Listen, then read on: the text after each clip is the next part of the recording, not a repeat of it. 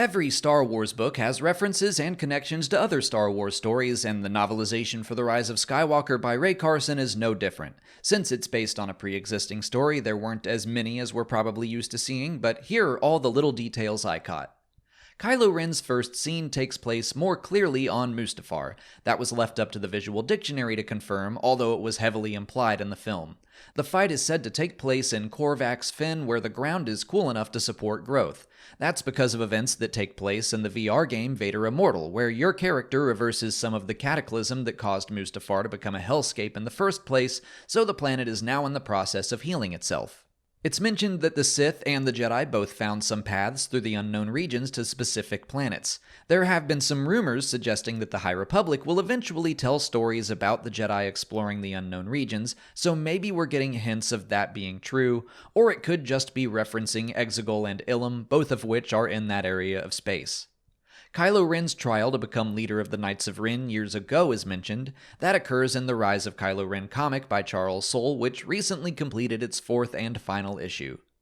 Rey states that she has mostly stayed on Agen Kloss training, but does think back to some early missions that she took part in with her friends.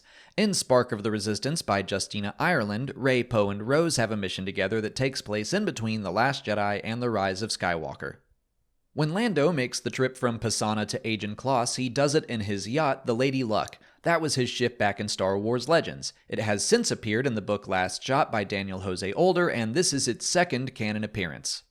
As the Resistance prepares for the Battle of Exegol, Poe thinks back to the days of the Rebellion and specifically his parents, Shera Bey and Kez Dameron, both of whom participated in the Battle of Endor and were part of the Alliance since at least the Battle of Hoth, but likely much earlier.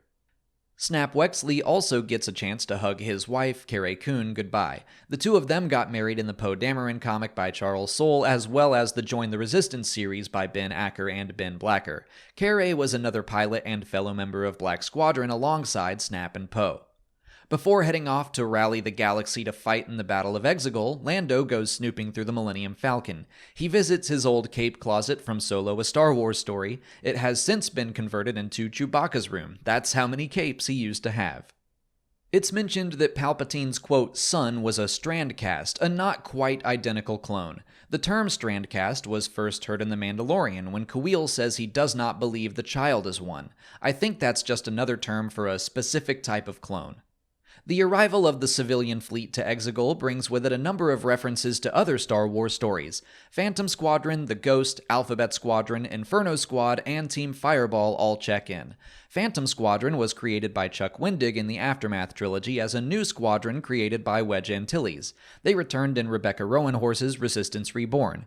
The Ghost is, of course, Hera's ship from Star Wars Rebels, although it does not state who's currently flying it. It could be Jason Syndulla. Alphabet Squadron is from Alexander Freed's novel and ongoing trilogy of the same name, a squadron of an A, B, U, X, and Y wing. Inferno Squad was created for the Battlefront 2 story mode, and we see that Zay Versio, daughter of Iden Versio, gets a line. And finally, we hear from Kazuda Xiono from Star Wars Resistance checking in as the Fireball. He is told to cut the chatter by a deep voice, which I assume is Yeager. Both characters are from Star Wars Resistance, and their starfighters are confirmed to appear in the fleet in the movie. And those are all the little references and details I caught in the Rise of Skywalker Expanded Edition.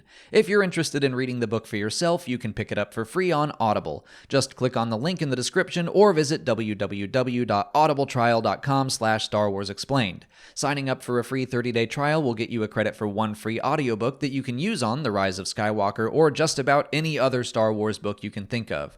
Or get any book you want. The point is, you get a free audiobook and you'll be supporting the channel when you do. But that's it for today. If you haven't already, please like this video, subscribe to the channel, follow us on Twitter, Instagram, and Facebook, and consider checking out our Patreon page. As always, thanks for watching, and may the Force be with you.